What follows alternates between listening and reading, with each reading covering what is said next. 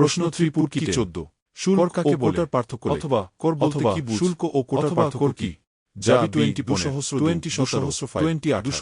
শুল্ক এবং কোটা হল আন্তর্জাতিক বাণিজ্য বা বিদেশের সাথে কেনাবেচা নিয়ন্ত্রণ করার প্রতিটি নাগরিকের জন্য এদের মূল উদ্দেশ্য এক হলেও কাজ আইনের মাধ্যমে সরকার আদায় করে থাকে। সহজতম ভাষায় বলতে গেলে শুল্ক হল আমরা দেশে বসবাস করার বিনিময়ে বিদেশ থেকে আসা মালের কাজে অংশ নেওয়ার জন্য সরকার কোনো মালের উপর শুল্ক বাড়ানো হয় তখন সেই মালের দাম বেড়ে যায় এবং করের সবচাইতে বড় বিশেষত্ব হল অন্যদিকে এই টাকা দেওয়ার বিনিময়ে মালের পরিমাণের উপর একটি গণ্ডি বা ব্যক্তিগত সুবিধা বা সেবা দাবি বলে দেয় যে এই বছর বিদেশ থেকে এর বেশি মাল বেশি ট্যাক্স দিয়েছেন বলে আপনার বাড়ির সামনের রাস্তা শুল্ক পণ্যের দামকে প্রভাবিত করে কোনো বাড়তি সুবিধা সরাসরি পণ্যের সংখ্যা বা পরিমাণকে আটকে দেয়। সরকার এই টাকা নতুন শিক্ষার্থীর জন্য বিষয়টি এভাবে বোঝা নেয় যেমন রাস্তা মনে করুন সরকার চায় বিদেশ থেকে চিনি আসা রাখা বা দেশে নিরাপত্তা সরকার যদি বলে যে ব্যয় করে প্রতি কেজি চিনি মূলত একটি সামষ্টিক অবদান যা নাগরিকরা রাষ্ট্রের প্রতি ভালোবাসা এর ফলে চিনির দাম বেড়ে যাবে কিন্তু যে কেউ চাইলে নতুন ট্যাক্স দিয়ে জন্য বিষয়টি চিনি আনতে বোঝা সহজ কিন্তু সরকার যদি বলে যে এই বছর মোট 2 লক্ষ টনের সেখানে হোস্টেলের ম্যানেজার প্রতি মাসে সবার কাছ থেকে নির্দিষ্ট পরিমাণ টাকা 2 লক্ষ টনের পর কেউ চাইলে বেশি টাকা দিয়ে মেরামত করা হয় বা চিনিও আনতে পারবে হয়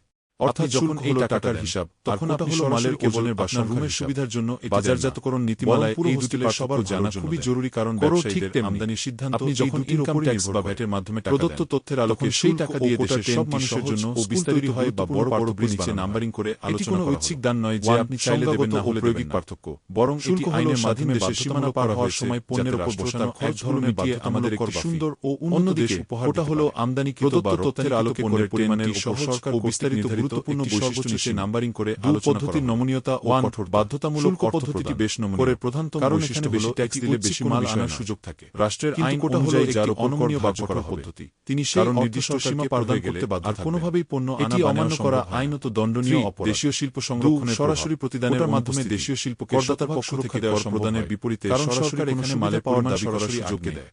শুল্কের ক্ষেত্রে দেওয়ার বিনিময়ে সরকার আপনাকে নির্দিষ্ট কারণ অনেক সময় মানুষ বেশি দাম দিয়েও বিদেশে কেবল দেশ পরিচালনার জন্য আপনার বাজার প্রতিযোগিতার পরিবেশ 3 শুল্ক সরকারি ব্যয় নির্বাহের বাজারে একটি প্রতিযোগিতামূলক পরিবেশ বজায় মেটানোর জন্য মালের যোগান প্রধান হাতিয়ার হতে পারে প্রশাসনিক কাজের ফলে বাজারে মালের যোগান বজায় রাখা এবং জনগণের সাধারণ স্বার্থে ব্যবসা করার সরকার এই সংগৃহীত আয় ব্যয় করে বাজার ব্যবস্থার উপর হস্তক্ষেপ সুনির্দিষ্ট আইনের ক্ষেত্রে বাজারে আন্দাজে বা কারো চাহিদা ও যোগান বজায় থাকে প্রতিটি দেশে একটি সুনির্দিষ্ট কর আইন থাকে কিন্তু কোটা সরাসরি মালের যোগান কমিয়ে দিয়ে বাজার ব্যবস্থা সংগ্রহের পদ্ধতি জোরালো হস্তক্ষেপ তৈরি করে 5 জনকল্যাণ ও সামাজিক আচরণের সম্ভাবনা করের মাধ্যমে শুল্ক সাধারণত সবার জন্য সমানভাবে কার্যকর হয় বলে এতে বৈষম্য কম রাস্তাঘাট শিক্ষা প্রতিষ্ঠান বণ্টনের সময় অনেক সময় বড় বড় অবকাঠামো নির্মাণে আমদানি অর্থ ব্যয় করে সরকার দেশের অর্থনৈতিক ব্যবসায়ীদের মধ্যে বৈষম্য তৈরি করে আয়ের উপর ভিত্তি করে সরকারি রাজস্ব আয়ের সাধারণত করের পরিমাণ সবার জন্য সরকারের কোষাগারে করদাতার আর্থিক সামর্থ্য বা তার উপার্জিত আয়ের উপর কোটা প্রবর্তনের ফলে সরকার সরাসরি কোনো টাকা সমাজের অর্থনৈতিক কেবল বাণিজ্যের পরিমাণ নিয়ন্ত্রণ করে প্রত্যক্ষ ও ফলাফল বা প্রভাবের নিশ্চয়তা কেবল সরাসরি আয়ের ক্ষেত্রে পণ্যের দাম কত বাড়বে তা নিশ্চিতভাবে বলা যায় বরং আমরা যখন দোকান থেকে মাল আসবে তা কিনি তখন সেই দামের সাথে সামান্য কতটুকু মাল আসবে তা নিশ্চিতভাবে জানা যায় সরকারের কোষাগারে কিন্তু পণ্যের দাম বাজারে কতটুকু বাড়বে আইনি বাধ্যবাধকতা